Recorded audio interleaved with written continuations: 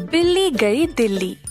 एक बार थी एक चंचल सी बिल्ली जो अपने परिवार के साथ रहती थी। उसका नाम था टिली। कुछ दिन बाद खाने की कमी की वजह से सारे बिल्लियों को भूखा रहना पड़ा। जैसे खाना और कम होते गया, एक बंदर से उनको यह संदेश मिला जो दिल्ली में रहता था।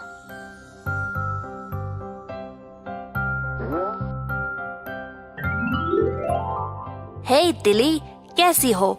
मैंने सुना तुम्हारे जगह पर खाना कम होते जा रहा है। क्यों ना तुम दिल्ली आकर यहाँ से खाना का भंडार ले जाओ अपने साथ। आ जाओ दिल्ली, मैं इंडिया गेट के पास तुम्हारी प्रतीक्षा करूँगा।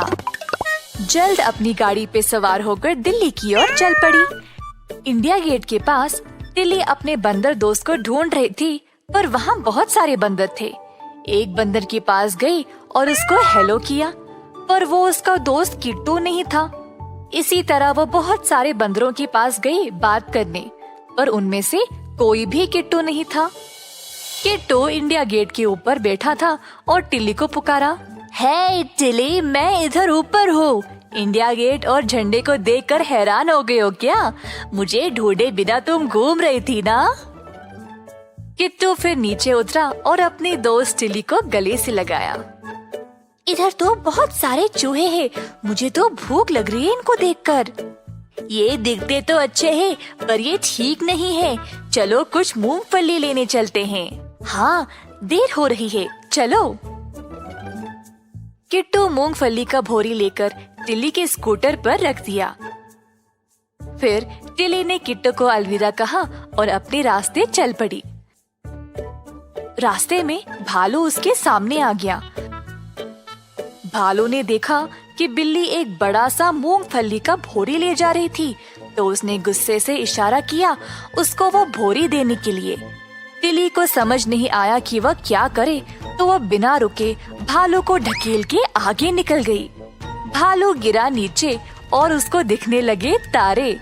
उस दिन से भालू अपने 4 और भालू दोस्तों के साथ टिली का वापस आने का इंतजार कर रहा था। एक दिन भालू और उसके दोस्त कुतुब मीनार के पास खड़े थे जब उन्होंने दूर से टिली को आते हुए देखा। सारे भालू तैयार हो गए उसका सामना करने। टिली तेजी से आई और सारे भालुओं को लात मारते चली गई। अगली बार जब टिली किट्टू से मूंगफली लेने आई, तो किट्टू ने देखा कि टिली कुछ परेशान सी थी। क्या बात है, कोई परेशानी? हाँ किट्टू, कुछ मसला हो गया है और शायद तुम ही मेरी मदद कर सकते हो। एक बड़ा भालू हर बार मेरे रास्ते में आ जाता है। उसकी नजर मेरे मूंगफली की भोरी पर है। 2 बार तो मैं उनसे छूट गई, पर अगर और ज्यादा भालू आ गए तो शायद मैं अकेले कुछ ना कर पाऊंगी। अब तुम ही बोलो मैं क्या करूं? किट्टू ने कहा कि वह टिली के साथ ही जाएगा और फिर दोनों साथ निकल पड़े। रास्ते में उनको भालू दिखाई दिया। हे, वही भालू है क्या? हाँ, वही है। ओ नहीं टिली, मैं तो उस भालू को जानता हूँ। वो बहुत अच्छा है। वो मूंगफली का बहुत शौकीन है, पर वो बहुत भोला भी है। मुझे लगता है वो मूंगफली पाने के लिए बेकरार था, इसीलिए ऐसा बर्ताव कर रहा था। अच्छा, तो अब क्या करें?